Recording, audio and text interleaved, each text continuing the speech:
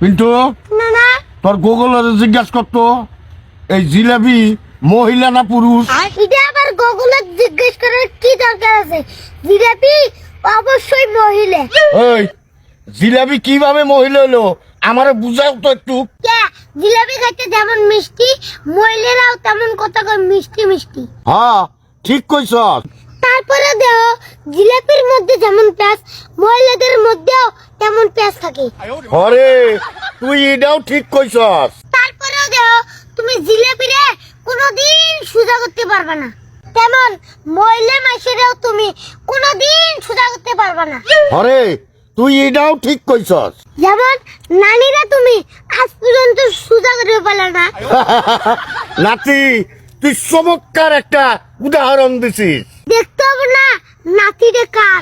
তুই আমার নাতি, থ্যাংক ইউ। না না থ্যাংক ইউ না দিয়ে 20টা টাকা দাও।